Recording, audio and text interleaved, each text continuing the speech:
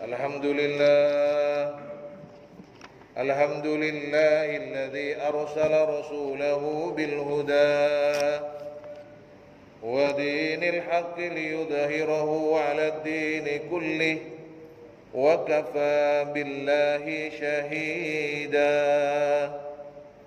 Asyhadu an la ilaha illallah wahdahu la syarika lah wa asyhadu anna sayyidana Muhammadan abduhu wa rasuluhu la nabiyya ba'dah.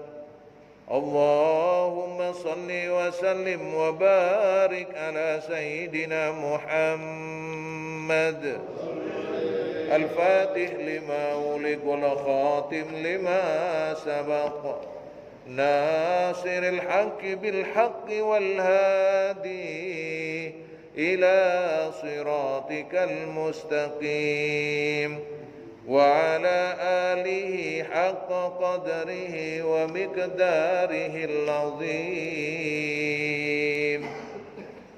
Qala Allah ta'ala fil Qur'anil Karim, a'udzu billahi minasy syaithanir rajim. Bismillahirrahmanirrahim. Innas safa wal marwata min sya'airillah. Faman hajjal baita aw i'tamara fala junaha alayhi ay yattawafa bihima. Wa man tatawwa'a khairan fa innallaha syakirun alim. Sesungguhnya Safa dan Marwah adalah sebagian dari syiar Allah. Maka barang siapa yang beribadah haji ke Baitullah atau berumrah, maka tidak ada dosa baginya mengerjakan sa'i antara keduanya.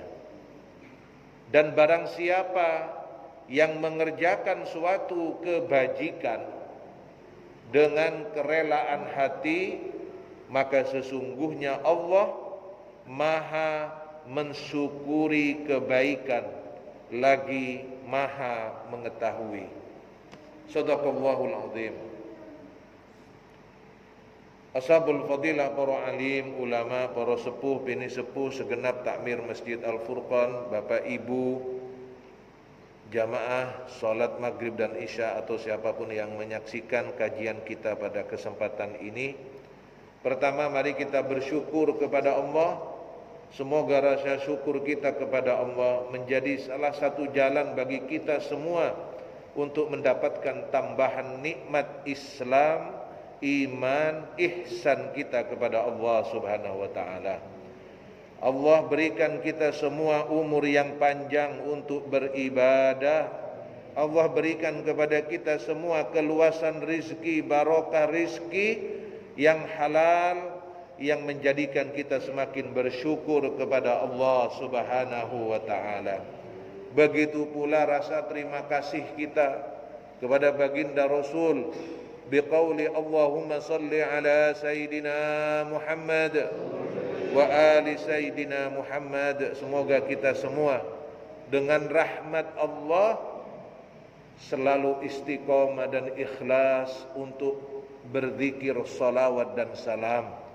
Semoga kita semua selalu dengan rahmat Allah bisa mengamalkan sunnah-sunnah beliau.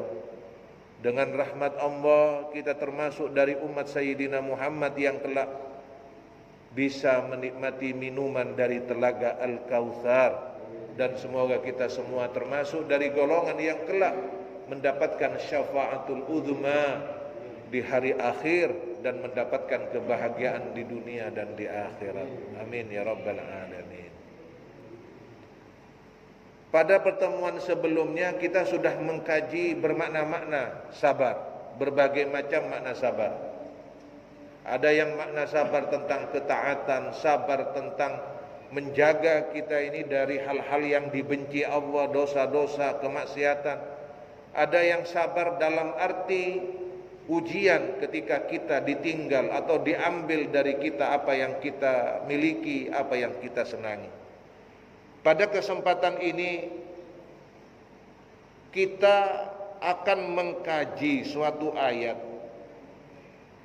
yang berkaitan dengan salah satu amalan haji atau umrah. Kalau sebelumnya kita bersabar, tapi sabar yang bukan berarti tidak ada upaya untuk menyelesaikannya. Sa'i ini adalah salah satu bentuk ikhtiar kita. Maka secara harfiah sa'i ini adalah usaha. Secara syariah sa'i adalah ibadah haji dan umroh, yaitu berbolak-balik sebanyak 7 kali antara Bukit Safa dan Bukit Marwah demi melaksanakan perintah Allah Subhanahu wa ta'ala. Maknanya apa dalam penerapan sehari-hari? Sa'i ini usaha bersungguh-sungguh mencari kehidupan dengan memulainya dari sofa, yang berarti sofa itu murni, suci,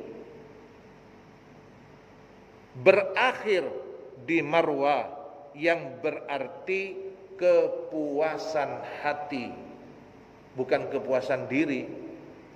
Kalau kepuasan diri ya nggak puas-puas Pak ya, tapi kepuasan hati Marwah itu. Maka inilah yang menghubungkan ayat yang sebelumnya berbicara tentang kesabaran dengan ayat 158 yang berbicara tentang sa'i dalam berbagai maknanya yang memerlukan kesabaran. Jadi ini istimewa Pak. Apalagi yang mau umroh, yang mau haji, Masya Allah. Bahkan yang sudah haji ini, wah, coba erubian aku ngamal no koyok ngene. Waduh. Makanya yang sudah haji atau yang sudah umroh semoga diberi kesempatan untuk datang ke rumah Allah di Masjidil Haram, insya Allah. Ya. Jadi Safa dan Marwah itu adalah syiar. Syiar itu seakar dengan kata syu'ur yang berarti rasa, ungkapan rasa. Syiar bermakna juga adalah tanda-tanda agama dan ibadah yang ditetapkan oleh Allah. Jadi di situ ada tanda-tanda yang ditetapkan oleh Allah berkaitan dengan apa yang dilakukan oleh Ibu Hajar alaihi salam. Nah, diterangkan dalam hadis ini, dalam tafsir ini, qala al-Imam Ahmad haddatsana Sulaiman, disampaikan kepadaku oleh Sulaiman bin Daud al-Hashimi, sesungguhnya saya Ibrahim bin Sa'ad dari Zuhri, dari Urwah, dari Aisyah. Qalat qultu ara'aiti qaula Allah Ta'ala. Suatu saat beliau ini ditanya oleh Sayyidah Aisyah, Urwah ini, bagaimana pendapatmu tentang ayat Inna Safa wal Marwata min sya'airillah faman hajjal baita aw i'tamara fala junaha alaihi ay yattawafa bihima. Bagaimana pendapatmu tentang ayat sesungguhnya Safa dan Marwah adalah tanda-tanda syiar dari Allah. Barang siapa yang haji ataupun umrah ke Baitullah, maka tidak ada dosa baginya untuk melakukan tawaf berbolak-balik di antara keduanya. Maka menjawab beliau Urwah, qultu fa wallahi ma ala ahadin junahan alla yatatawafa bihima. Kata beliau Urwah, tidak ada dosa bagi siapapun yang tidak melaksanakan tawaf menurut Urwah dalam memaknai ayat ini. Maka kemudian ditegur. Faqalat Aisyah, apa kata Aisyah? Bi'sa ma qala. Bi'sa ma qulti ya ibna ukhti. Kata Sayyidah Aisyah menegur, perkataanmu itu sungguh buruk wahai dari ponaan, dari anak dari saudaraku. Innaha law kunta ala ma awwalaha.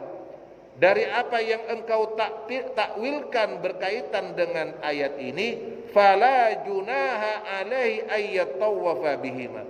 Maknanya bukan kalau tidak sa'i di situ itu tidak dosa, tapi kalau melakukan sa'i di dua antara Safa dan Marwah ini tidak apa-apa, tidak berdosa, boleh.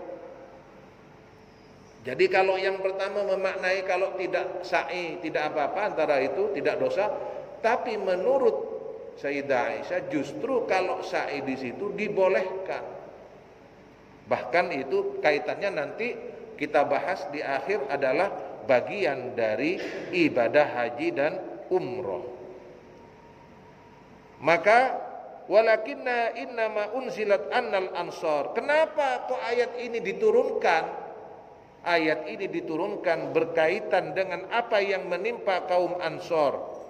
Kanu qabla ayyuslimu, bahwa sebelum mereka kaum Ansor ini menerima tunduk tentang Islam, kanu yuhilluna limanat taghiyah allati kanu ya'budunaha indal musallali. Jadi dulu itu ketika sebelum memeluk Islam mereka menyembah mana? Patung yang terletak di antara Safa dan Marwah, disebut dengan musyallal. Kemudian wa kana man ahalla laha yataharraja ayyatawafa bis Safa wal Marwah. Maka mereka ini yang ketika dulu pernah menyembah patung di antara Safa dan Marwah, ketika Islam sudah memeluk Islam, mereka ini merasa was-was. Kalau beribadah di antara Safa dan Marwah, apa ini boleh? Karena dulu mereka menyembah berhala di situ. Akhirnya fasa'alu an dzalika Rasulullah sallallahu alaihi wasallam faqalu. Maka kemudian karena mereka was-was takut berdosa melakukan sa'i itu karena mengingat masa lalu mereka bertanya kepada Rasulullah, ya Rasulullah, inna kunna nataharraju an natawwafa bis Safa wal Marwah fil jahiliyah. Ya Rasulullah, dulu saya ini pernah melakukan upacara juga ya Rasulullah di antara Safa dan Marwah di zaman jahiliyah. Bagaimana ini Rasulullah? Akhirnya ketika ditanyakan kepada Rasulullah, turun surat ini, ayat ini. Fa anzalallah, maka Allah menurunkan kepada Nabi Muhammad ayat, innas Safa wal Marwata min sya'airillah. Faman hajjal baita aw i'tamara fala junaha alaihi ayyatawafa bihima. Jadi keraguan mereka yang sebelumnya melakukan upacara di antara Safa dan Marwah bertanya kepada Rasulullah, menyebabkan turunnya ayat ini. Bisa dipahami, Pak? Ya. Jadi ini asbabun nuzulnya ayat ini turun. Qalat Aisyah, berkata Sayyidah Aisyah, thumma qad sanna Rasulullah sallallahu alaihi wasallam at-tawaf bihima falaysa li'adin ayyad at-tawaf. Ini Pak penekanannya. Maka berkata beliau Sayyidah Aisyah, Rasulullah kemudian menetapkan sa'i di antara bukit Safa dan Marwah atau tawaf di antara keduanya, maka tidak ada seorang pun yang meninggalkan sa'i ini, kata Rasul. Ini perintah Rasulullah. Ayyad at-tawaf bihima akhrajahu fis sahihaini. Ini diterangkan dalam kitab Sahihain. Sahihain ini berarti Bukhari, Muslim. Wa fi riwayatin Aniz Zuhri, annahu qala, dan dalam satu riwayat dari Az-Zuhri, fahadathat bihadzal hadits, maka disampaikan dengan hadis ini Abu Bakrin bin Abdurrahman bin Harith bin Hisam, faqala inna hadzal ilmu ma kuntu sami'tu. Kata beliau Abu Bakar, saya tidak mendengar pengetahuan ini sebelumnya. Walaqad sami'tu rajulan min ahlil ilmi, tapi sungguh aku pernah mendengar dari seorang laki-laki yang pintar, yang ahli ilmu, yaqulun, berkata, innan nasa illa ma dzukirat Aisyah, sesungguhnya manusia itu sebagaimana yang disampaikan oleh Aisyah. Kanu yaqulun, mereka berkata, inna tawafana baina hadainil hajaraini min amril jahiliyati, sesungguhnya apa yang kita lakukan ini memang pernah dilakukan di zaman jahiliyah, pernah. Wa qala akharu minal ansar, innama, berkata pihak yang lain dari golongan Ansar, innama amarna bitawaf bil bait walam nu'maru bitawaf baina Safa wal Marwah. Kemudian ada yang berpendapat kita ini diperintahkan tawaf hanya di rumah Allah, bukan di Safa dan Marwah. Ketika terjadi percakapan ini, perbedaan ini, turunlah ayat sebagaimana ayat yang kita kaji ini, inna safa wal marwata min sya'airillah. Jadi ayat ini menjadi penetap keputusan tentang adanya sa'i antara Safa dan Marwah. Yang sebelumnya terjadi perbedaan takwil, perbedaan pendapat, sebenarnya yang bagaimana. Jadi dengan adanya ayat ini menjelaskan bahwa sa'i adalah bagian dari pelaksanaan ibadah haji dan umroh. Fal'alla nazalat fi haula'i wa haula'i wa rawahul Bukhari, diriwayatkan oleh Imam Bukhari. Min hadithi Malik an Hisam bin Urwah an abihi an Aisyah bin nahwi ma taqaddam. Thumma qala al-Bukhari, kemudian berkata Imam Bukhari, haddatsana Muhammad bin Yusuf, disampaikan kepada kami oleh Muhammad bin Yusuf, disampaikan kepada kami Sufyan bin Asim, disampaikan kepada kami Sulaiman, qala sa'altu Anasan anis Safa wal Marwah, saya bertanya kepada seseorang tentang maksud dari Safa dan Marwah ini bagaimana. Qala kunna nara annahuma min amril jahiliyah, yang ditanya bilang kami ini punya pengalaman di zaman jahiliyah. Falamma ja'al Islam amsakna, maka setelah kami ini memeluk Islam, ya, setelah kami ini memeluk Islam, amsakna anhuma, maka kami ini berhenti, tidak melakukan lagi, sampai kemudian turun ayat sebagaimana yang kita kaji, inna safa wal barwata min sya'airillah.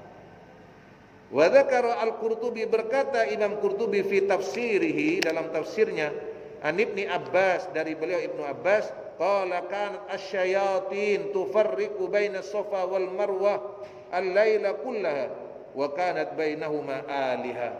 Dalam tafsir Qurtubi disampaikan, jadi disampaikan syaitan itu berpencar di malam hari sepanjang malam antara Safa dan Marwah.